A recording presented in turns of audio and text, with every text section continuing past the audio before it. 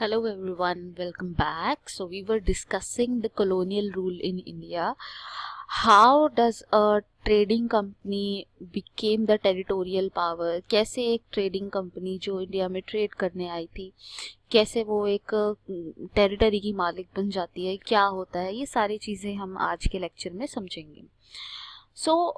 Trade की वजह से लड़ाइयाँ कैसे हो गई, ट्रेड की वजह से कैसे ये हो गया कि लड़ाई हो गई और फिर लड़ाई में कंपनी ने लैंड को जीत लिया, कैसे ये सारी चीज़ें हुई. So let us begin the discussion. How the trade led to battle. The first English factory was set up on the bank of river Hooghly in 1651. This was the base from which the company's trader, known at the time factors, operated. जो company factory establish हो गई थी 1651 में हुगली में. यहाँ से company operate किया करती थी, अपना सारा ट्रेड जो थी वो यहाँ से ऑपरेट किया करती थी. By 1696 it began building a fort around the settlement. अब इन्होंने 1669 में एक फोर्ट बनाना स्टार्ट कर दिया जिसका नाम था फोर्ट विलियम. वो बनाना स्टार्ट कर दिया, ठीक है.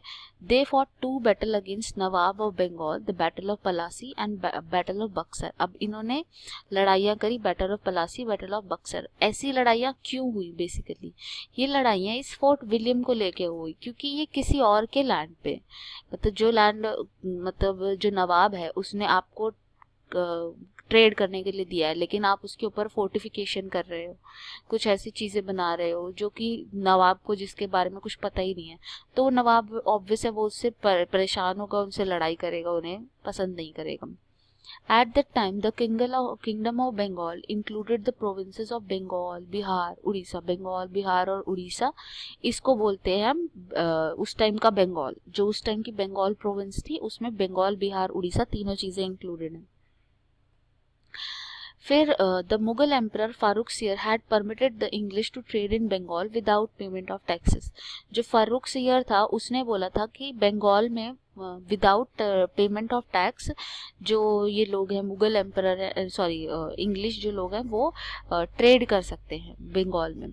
जो नवाब ऑफ बंगाल था Sirajuddaulah, he did not like it because क्यों नहीं लाइक करते थे? वो इसलिए लाइक नहीं करता था क्योंकि उसकी वजह से उनके देश, उनके जो एरिया है, मतलब बंगाल है, बंगाल का रिवेन्यू खत्म हो गया था. बंगाल का पूरा रिवेन्यू खत्म हो गया था, बंगाल में टैक्स वगैरह आ ही नहीं रहे थे, उनके स्टेट के लिए अच्छी बात नहीं थी. So Sirajuddaula attack the factory at Kasimbazar and captured fort William. तो सिराजुद्दौला ने सोचा कि ये तो मेरे, मतलब मेरी अथॉरिटी के ऊपर निशान लगा रहे हैं, कि ये तो मेरी अथॉरिटी को ललकार रहे हैं, तो मुझे क्या करना चाहिए, इनको दिखाना चाहिए कि मैं नवाब हूँ, ये थोड़ी है नवाब कि ये ऐसे थोड़ी फोर्टिफाई कर सकते हैं अपनी फैक्ट्री को. तो सिराजुद्दौला ने इनके ऊपर अटैक कर दिया और वो जीत भी जाते हैं इसको. अब क्या होता है, The British retaliated and captured Kolkata under the leadership of Robert Clive. अब सिराजुद्दौला पहले जीत जाते हैं तो अंग्रेज़ों की मदद करने के लिए चेन्नई से निकलते हैं हमारे रॉबर्ट क्लाइव. ये आते हैं हेल्प करने के लिए, यहाँ कोलकाता में हेल्प करने के लिए. तो Clive also accuse nawab of Bengal of conspiring with the French against British. मतलब उन्होंने एक दूसरे के अगेंस्ट काफ़ी सारे चार्जेस लगाए कि हाँ ये राजा सही नहीं है, वैसा नहीं है, ये नहीं है, वो नहीं है. अब होता यहाँ पे ये है कि जो क्लाइव होता है वो सिराजुद्दौला के जो मंत्री होते हैं उनको भड़का देता है. मीर जाफर इनके एक मंत्री होते हैं सिराजुद्दौला के, वो उसको बोल देते हैं कि अगर आप हमें हमारी हेल्प करोगे तो, और इसको मारने में, सिराजुद्दौला को मारने में अगर आप हमारी हेल्प करोगे तो हम आपको नवाब बना देंगे बंगाल का. और वो इस बात से मतलब खुश हो जाता है.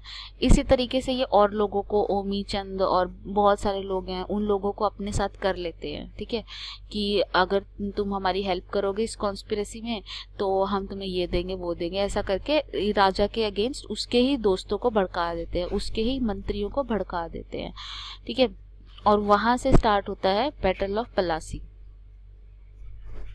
अब देखते हैं. The British army and that of nawab clashed in the famous battle of Plassey. In 1757 जो ब्रिटिश आर्मी थी और नवाब जो थे उसकी आर्मी दोनों की लड़ाई कहाँ हुई, पलासी में 1757 में। In the battle Sirajuddaulah was defeated and killed. जो सिराजुद्दौला थे उनको डिफीट कर दिया गया, उनको मार दिया गया। क्यों उनको डिफीट क्यों कर दिया गया, कैसे वो डिफीट हो गए?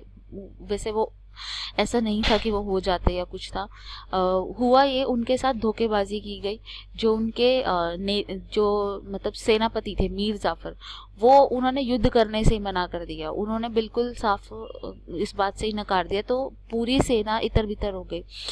और जैसे कि मैंने बताया कि उन्होंने कॉन्स्पायर ऑलरेडी बहुत सारे लोगों के साथ कर लिया था, तो इसलिए उनकी तरफ से लड़ने वाला कोई था ही नहीं, और फिर सिराजुद्दौला को मार दिया गया। सिराजुद्दौला की डेथ हो जाती है और उसके बाद मीर जाफर को बना दिया जाता है वहाँ का नवाब। मीर जाफर को वहाँ का नवाब बना दिया जाता है। अब ये मीर जाफर है। Mir Jafar was he made a good relationship with British. वो पपेट था एक्चुअली, ब्रिटिशर्स का वो पपेट था। वो उसके काफ़ी अच्छे रिलेशनशिप्स थे ब्रिटिशर्स के साथ। ऑब्वियसली क्यों थे, क्योंकि ब्रिटिशर्स ने ही उसे बंगाल का नवाब बनाया था, इसलिए। तो वो जो जैसा बोलते थे वैसा वो करता था, जैसे भी उसको बोल देते थे वैसा वो कर देता था। कॉन्सिक्वेंसेस क्या हुए? The battle of Plassey had a far reaching consequences. क्या थे? जो कंपनी है उसको एक टेरिटरी मिल गई, ठीक है, एक पूरी टेरिटरी मिल गई उस जिसके अंदर वो मतलब क्या कर सकते हैं, फ्रीली ट्रेड कर सकते हैं। उनको 24 परागना की जमींदारी मिल गई। पहले यहाँ पे सिर्फ वो ट्रेड करने आए थे, अब वो एक जमीन के राजा बन गए, मतलब एक तरह से वो जमीन के राजा बन गए। तो उनके लिए तो काफी ज्यादा अच्छी बात थी ये। They became the de facto ruler of the Bengal. Mir Jafar और मीर कासिम उनके पपेट रूलर हो गए। मीर जाफर के बाद मीर कासिम आते हैं। मीर कासिम मीर जाफर के सन इन लॉ होते हैं, और वो आते हैं। वो जो मीर जाफर होता है ना, उसको रूल करने में काफ़ी दिक्कतें आ रही होती है मीर जाफर को, क्योंकि ऑब्वियस है कि सारा का सारा पैसा तो वो अंग्रेज़ों को दे रहा है और अंग्रेज़ बदले में कुछ कर नहीं रहे हैं। तो देश जो जनता है वहाँ की, बंगाल की, उसकी कुछ तो कोई मुसीबतें हल करे, कुछ तो कुछ करे, लेकिन कुछ हो नहीं रहा था। तो जो नवाब था वो परेशान हो रहा था कि मैं तो सिर्फ नाम का नवाब हूँ। और अंग्रेज़ों को वो पसंद नहीं आया कि अब इसका मूड चेंज हो रहा है, ये कुछ ज़्यादा ही राइट वाइट मांग रहा है। तो उन्होंने उसके सन इन लॉ को, मीर जफ़र के सन इन लॉ मीर कासिम को राजा बना दिया। कॉन्सिक्वेंसेस यही है इसके कि इनको एक तो जगह मिल गई, एक ये कहाँ पर ये ट्रेडिंग कंपनी थे, और ये क्या बन गए, ये रूलर बन गए यहाँ के। They utilise the resources of Bengal to enhance their financial position to maintain large army. अब उनके पास जो बंगाल के रिसोर्सेज थे, बंगाल के रिसोर्सेज को वो यूज़ कर सकते थे अपने लिए बड़ी आर्मी रखने के लिए, अपने लिए बड़ी आर्मी इस्टेब्लिश करने के लिए। British drain the wealth of Bengal using the skill of brisk trade. जो ब्रिटिश थे उन्होंने बंगाल का पूरा जो वेल्थ था वो सक कर लिया, पूरा का पूरा वेल्थ अपने में ले लिया, और वो ड्रेन कर दिया, मतलब इंडिया से ड्रेन करके कहाँ पहुँचा दिया, ब्रिटेन में पहुँचा दिया। The battle mark the beginning of the exploitation of Indian. ये जो बैटल था, यहाँ से इंडियंस की एक्सप्लॉयटेशन की कहानी स्टार्ट हो जाती है, क्योंकि इसके बाद फिर युद्ध पे युद्ध होते जाते हैं और अंग्रेज जीतते जाते हैं, और वो इस तरह से पूरा इंडिया आफ्टर अनदर कैप्चर करते जाते हैं। आफ्टर पलासी क्या होता है? As a result of battle of Plassey the British had gain control over Bengal. इससे तो उन्हें मिल गया। अब Mir Qasim he became the nawab with the support of British. In the beginning, he assigned the Jagir of Burdwan and Midnapur and Chittagong to the British and gave valuable presents to its officer. But वो शुरुआत में तो उसने ये सारी चीज़ें दी, चितगांव और मिदनापुर और बुर्दवान, ये सारे अंग्रेज़ों को दी, लेकिन बाद में उसके पास कुछ बचा ही नहीं देने के लिए, वो उनको सेटिस्फाई ही नहीं कर पा रहा था। और दूसरा, वो खुद भी परेशान हो गया था, वो इस बंगाल में ट्रेड को ठीक करना चाहता था। He hired European expert to train his soldier on the British model. अब उसने अपनी आर्मी को भी ट्रेन करना स्टार्ट कर दिया, जैसे कि ब्रिटिशर्स ट्रेन करते हैं अपनी आर्मी को। He also abolish the custom duty so that the Indian trader could trade on the same term as the British merchant. और उसने एक और चीज़ कर दी, इंडियंस के हक में एक चीज़ और कर दी। उसने क्या किया, जैसे कि अंग्रेज़ों को फ्रीली ट्रेड करने की आज़ादी थी विदाउट कस्टम ड्यूटी, वैसे ही उसने इंडियंस को दे दी आज़ादी कि अच्छा ठीक है तुम लोग भी फ्री ट्रेड करो बिना कस्टम ड्यूटी के। लेकिन जो अंग्रेज थे उन्हें इस बात से परेशानी थी, उन्हें ये था कि फिर तो इंडियन गुड्स हमारी कंपटीशन में आ जाएंगी और फिर इंडियन गुड्स बिका करेंगी तो फिर हमारा फ़ायदा नहीं हो पाएगा। तो इसलिए उन्होंने इस बात का विरोध किया और फिर से लड़ाई स्टार्ट कर दी। अब जो ये लड़ाई होती है, ये लड़ाई मीर कासिम, शुजाउद्दौला एंड शाह आलम टू एक साइड होते हैं और ब्रिटिशर्स एक साइड होते हैं।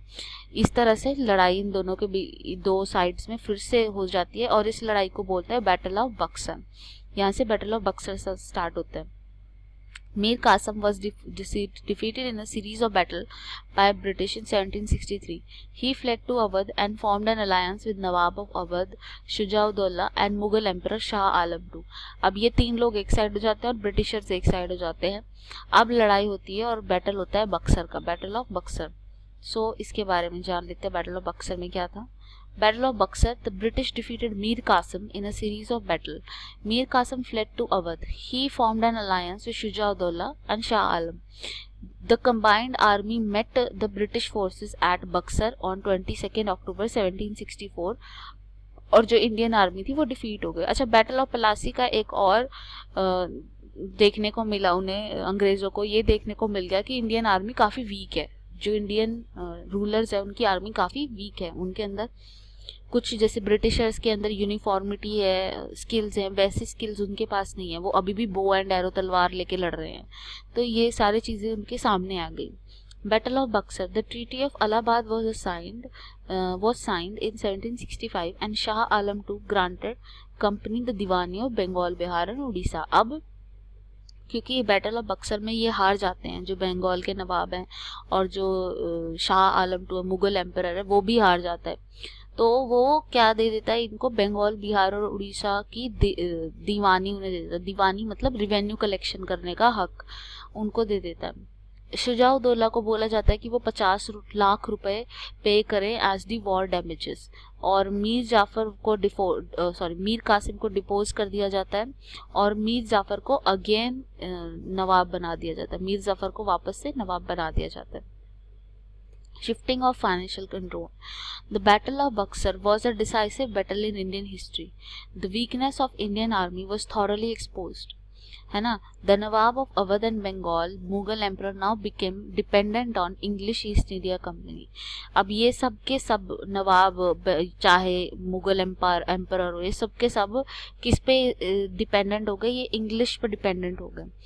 सो जो total financial control over the rich eastern provinces gave British enormous resources for the next round of expansion। और जो उनको वो इतना सारा जगह मिल गई कि उड़ीसा की, बंगाल की, बिहार की, जो इतनी सारी जगह मिल गई, उसके ऊपर दीवानी राइट मिल गया, तो उन लोगों की तो चांदी चांदी होगी, उनको तो बहुत सारे पैसे मिल गए उस जगह से। बंगाल आफ्टर बक्सर, बक्सर के बाद क्या होता है? After victories at Plassey and Buxar, the English East India Company became the real ruler of Bengal. वो बंगाल के रियल रूलर बन जाते हैं। Their military come under its control. Revenue began to be collected directly by the official of the company. जो revenues थे वो official of the company वो collect किया करते थे। पहले नवाब वगैरह कलेक्ट किया करते थे, अब कंपनी कलेक्ट करने लग गई। अब डबल गवर्नमेंट क्या है, ये इंपॉर्टेंट है। यूपीएससी में तो स्पेशली काफ़ी बार पूछा जाता है डुअल गवर्नमेंट के इस्टेब्लिश कैसे हुई, क्या थी। So a small amount of revenue was basically, ये होता क्या था, डबल गवर्नमेंट है क्या, इसमें ये था जो नवाब थे अवध के, उनके पास एडमिनिस्ट्रेशन का सारा ड्यूटी था कि सारे बंगाल की एडमिनिस्ट्रेशन तो इनको करनी है और सारे बंगाल की दीवानी मतलब जो रेवेन्यू है वो अंग्रेज़ों के पास है। तो वो बेचारा वो बिना किसी उसके पैसे के वो कैसे एडमिनिस्ट्रेशन चला सकता था, उसके पास पैसे नहीं थे। और जो अंग्रेज़ हैं उनके पास पैसे थे लेकिन कोई रिस्पॉन्सिबिलिटी नहीं थी, है ना, उनके पास कोई रिस्पॉन्सिबिलिटी नहीं थी। तो ये इसको डुअल गवर्नमेंट बोलते हैं, डबल गवर्नमेंट बोलते हैं कि एक हाथ में एक के पास सिर्फ सारी ड्यूटी थी लेकिन कोई पैसा नहीं था, दूसरे के पास सारा पैसा था, कोई ड्यूटी नहीं थी। तो ये डुअल गवर्नमेंट है, रॉबर्ट क्लाइव ने स्टार्ट करी, उसके टाइम में स्टार्ट हुई थी। The dual system of governance of Bengal ended in 1772। अब क्या हो जाता है, बंगाल में बहुत बुरी हालत हो जाती है, फेमाइन आ जाते हैं, सन्यासी रिबेलियन और बहुत सारी चीज़ें हो जाती है जिसकी वजह से बंगाल की कंडीशन बहुत ख़राब हो जाती है। अब जब बंगाल की कंडीशन इतनी ख़राब हो जाती है तो जो वॉरेन हास्टिंग होते हैं, वॉरेन हास्टिंग को लगता है कि अब टाइम आ गया है कि मैटर को अपने हाथ में लिया जाए और जो यहाँ की प्रॉब्लम्स है उनको सॉल्व किया जाए। तो उन्होंने डबल जो गवर्नमेंट थी, डुअल गवर्नमेंट थी, उसको हटा दिया और रिस्पॉन्सिबिलिटी भी अपने हाथ में ले ली, पैसे के साथ साथ रिस्पॉन्सिबिलिटी भी अपने हाथ में ले ली। और ये इंडिया के पहले गवर्नर जनरल बने थे, ये इंडिया के पहले गवर्नर जनरल बने थे जिन्होंने इंडिया में फर्दर एक्सपेंशन की फिर और बताया कि कैसे एक्सपैंड किया जा सकता है, क्या करेंगे। कलकत्ता को कैपिटल बना दिया गया ब्रिटिश इंडिया का और 1911 तक ये ब्रिटिश इंडिया का कैपिटल रहा। 1911 के बाद दिल्ली बन गया था कैपिटल, ठीक है। तो इस तरीके से डुअल गवर्नमेंट हमारी ख़त्म हुई। सो ये सारा रोल था बेसिकली अंग्रेज़ों का, कैसे वो इंडिया में आए, कैसे क्या किया। डिटेल्स के लिए आप मुझे कांटेक्ट कर सकते हैं। Thank you so much.